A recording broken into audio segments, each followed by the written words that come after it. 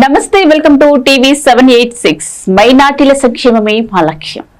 ఇక వివరాల్లోకి వెళ్తే అన్నదాతలను అగచాట్లకు గురిచేస్తున్న ప్రభుత్వం ఆగం కాక తప్పదు. తేమ పేరిట జలగలలాగా రైతులను దోచుకుంటున్న మిల్లర్లు, అధికారులు ధాన్యం కొనుగోలు ప్రకటనలకి పరిమితం.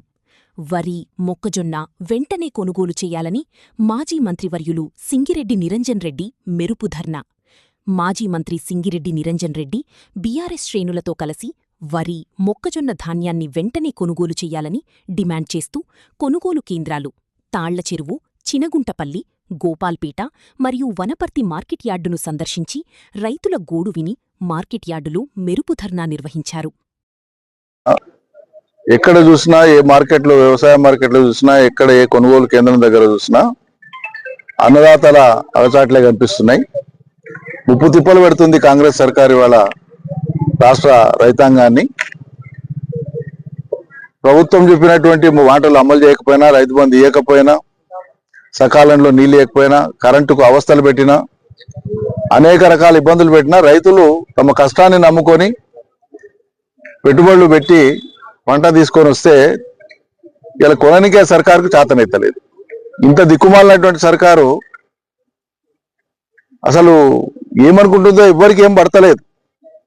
ప్రజాప్రతినిధులు కానీ, మంత్రులు కానీ, మంత్రులు ఓపెన్ చేసిపోయినటువంటి కొనుగోలు కేంద్రాల వద్ద ఈగలు చూపాల్సిన పరిస్థితి.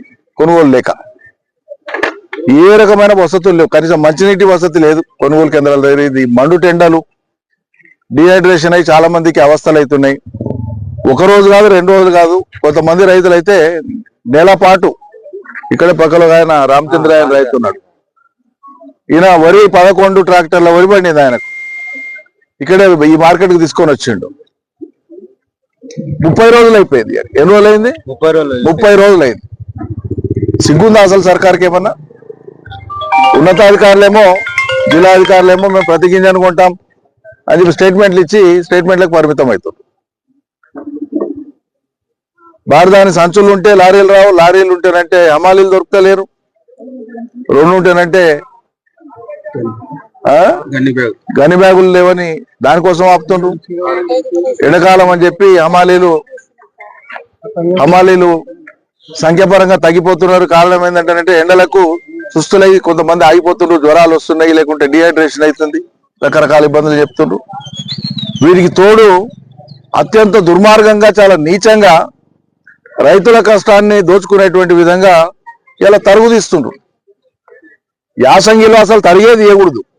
కారణం ఏంటంటే ఒట్టిగా పొలాల మీదనే వరి ఎండిపోతుంది. మాయిశ్చర్ అనేటువంటిది 14 కాదు, చాలా తక్కువ, 7, 8, 9 దాకా ఉంటుంది. అంటే నూకైతుంది అసలు. ఇటువంటి పరిస్థితులలో కూడా తరుగు తీస్తున్నారు. ఎంత తీస్తున్నారు? ఎంత దుర్మార్గం, ఎంత అన్యాయం అంటే ఈ రైతులు చేసినటువంటి కష్టాన్ని జలగల్లాగా పీల్చి పిప్పి చేస్తున్నారు. మిల్లర్లు, అధికారులు కుమ్ముక్కు అయిపోయి ఒక్క బస్తా మీద, 40 కిలోల బస్తా మీద 4 కిలోలు తీస్తారు. అంటే ఒక క్వింటాల్ మీద 10 కిలోల తరుగు తీస్తున్నారు. నేరుగా 10%. 100 క్వింటాల్లో ఒక రైతుకు వచ్చిందంటే 10 క్వింటాళ్ళు శివార్పణం. దగా చేసి వాళ్ళను అధికారులు, మిల్లర్లు కుమ్ముక్కు అయిపోయి రైతుల యొక్క కష్టాన్ని దోచుకుంటున్నారు. ప్రభుత్వ నియంత్రణ లేదు దీని మీద. ఎవడు పట్టించుకునే నాతుడే లేడు. ఎత్తిందే మా ఎక్కువ అనే కాడికి, మహాభాగ్యం అనే కాడికి అయిపోయింది. నెల కానీ, 10 రోజులు కానీ, 20 రోజులు కానీ ఎత్తితే చాలు ఇదే మహాభాగ్యం అన్నట్లు అయిపోయింది వాళ్ళ పరిస్థితి. ఏం పడుతుంది అసలు సర్కార్కు? ఈ ఒక సెంటరు, ఒక నియోజకవర్గం, ఒక జిల్లా కాదు, రాష్ట్ర వ్యాప్తంగా ఇదే. యూరియా ఇంకే చేతగాక అసమర్థ సర్కారు రైతుల్ని లైన్లో నిలబెట్టింది. లైన్లో నిలబడేటువంటి రైతులు ఒక బస్తా కోసం, 2 బస్తాల కోసం ఒక యాప్ అందిస్తే మళ్ళా యాప్ను పట్టుకొని యాప్ పడి ఉరికితే ఈ ఊరోనికి ఇంకో ఊర్లో, ఇంకో ఊరోనికి ఇంకో ఊర్లో అలాట్మెంట్ ఇస్తే వాడు 240 రూపాయల బస్తా యూరియా బస్తా తెచ్చుకొనికే 500 రూపాయలు ఆటో పెట్టుకొని పోయి రావాలి. ఇంత బుద్ధి లేనితనం ఎట్లా ఉంటుందో నాకు అర్థం కాదు సార్. రాష్ట్రంలో పోయిన వర్షాకాలం విపరీతంగా వానలు పడ్డాయి. ఎక్కువ వానలు పడ్డ కారణంగా చెరువులు, కుంటలు, కాలువలే కాక, చెక్ డ్యాంలే కాక భూగర్భ జలం మీద ఆధారపడినటువంటి దగ్గర 30 లక్షల వ్యవసాయ బోర్లు ఉన్నాయి తెలంగాణ రాష్ట్రంలో, రైతులు పంటలు పండించేటివి. పుష్కలంగా నీళ్లు ఉన్నాయి కాబట్టి విస్తారంగా వరి పంట వేసినారు. ఈ యాసంగిలో 65,42,000 ఎకరాల యాసంగి వరి పడ్డింది. 65,42,000 ఎకరాలలో వ్యవసాయ శాఖ లెక్కల ప్రకారం చెప్తున్నాను. 65,42,000 ఎకరాలలో వరి ఉంది. దీని ఎస్టిమేటెడ్ దిగుమతి, కనీసంగా వచ్చేటువంటి దిగుమతి ప్రభుత్వ లెక్కల ప్రకారం చేస్తే కూడా 1,50,00,000 మెట్రిక్ టన్నులు వస్తుంది. మరి 1,50,00,000 మెట్రిక్ టన్నుల ధాన్యం సీజను దగ్గర సగానికి ఎక్కువ సీజన్ అయిపోయింది, 30 సీజన్ కావస్తుంది. మొత్తం కళ్ళాలలో వచ్చి ధాన్యం ఉంది. ఇప్పటిదాకా వీళ్ళు సేకరించింది ఎంత అంటేనంటే 15-16 లక్షల మెట్రిక్ టన్నులు కూడా సేకరించలేదు సర్కార్. మరి 1,50,00,000 మెట్రిక్ టన్నులు ఉంది. పౌర సరఫరాల మంత్రి ఏమో 90 లక్షల మెట్రిక్ టన్నులు మేము సేకరిస్తామని ప్రకటన చేసిండు. ఇప్పటికి రాష్ట్రంలో సేకరించింది 15-16 లక్షల మెట్రిక్ టన్నుల కంటే ఎక్కువ సేకరించలే. అకాల వర్షాలు ఆల్రెడీ ప్రారంభమైనాయి. ఇగో 10-15 రోజులు ఉంటే తొలాయిట్ వస్తుంది. ఎన్నడు కొంటారు మీ ముఖానికి? మరి రైతులు ఏం కావాలి? ఇంత చాతగాని సర్కారు నడపడానికి ఇంకా మీరే కావాలా? ఓ అబ్బా ఆకాశం అంతా పొడినా ఇంతింతలు కూడా ఆకాశం అంతా ఎత్తుకు లేచి ఉరుకురుకులాడి హామీలు ఇస్తారు. ఏమయ్యా మరి? కొనుగోలు సక్రమంగా చేయడానికి చేత కాదా? ఉన్న కరెంటును చక్కగా చేయడానికి చేత కాకపోయా, యూరియా బస్తాలు చక్కగా రైతాంగానికి పంపిణీ చేయడానికి చేత కాకపోయా, కష్టపడి ఇంటిని బాధలు కష్టపడి పంట పండించి చాలా సంతోషంగా వాళ్ళు పంట పండిందని ఆనందపడదామంటే మార్కెట్కి తీసుకొని వస్తే ఈ అధోగతి ఎక్కడైనా ఉంటుందా? ఇది దేశంలో వ్యవసాయ రంగానికి, తెలంగాణ వ్యవసాయ రంగానికి మనం ఎంత కీర్తి ప్రతిష్టలు తీసుకొని వచ్చినాం కేసీఆర్ నాయకత్వాన. రైతులు అమితానందంగా పంటలు పండించుకొని అమ్ముకొని వాళ్ళ పెళ్లిళ్ళంటే, శుభకార్యాలంటే, బొడ్రాయి పండుగలంటే, పోచమ్మ పండుగలంటే, పిల్లల చదువులంటే చాలా వైభవంగా చేసుకున్నారు.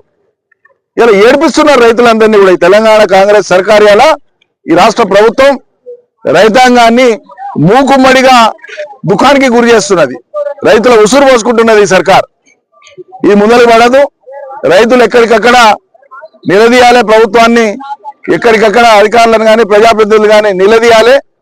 వాళ్ళ మెడలు వంచి కొనిపించేటువంటి ప్రయత్నం చేయాలి. మీకు బాసటగా మేము ఉంటామని చెప్పడానికి ఇలా కొనుగోలు కేంద్రాలు తిరుగుతూ రైతాంగం దగ్గరికి రావడం జరిగింది. వాళ్ళు చెప్తున్నటువంటి మాటలు వింటే, వాళ్ళ దుఃఖం వింటే చాలా బాధ అనిపిస్తుంది.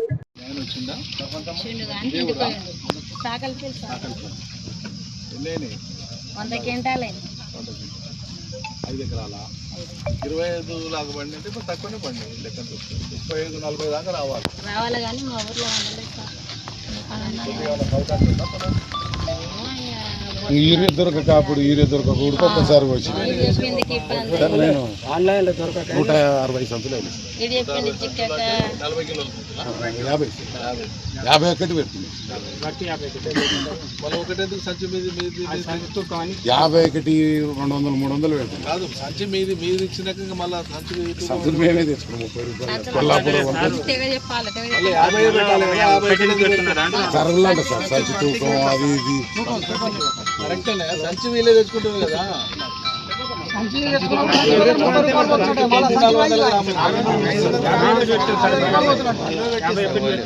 ఓసారి వాళ్ళు తెచ్చుకున్న అంతే పెడుతున్నాం, వీళ్ళు తెచ్చుకున్న అంతే పెడుతున్నాం.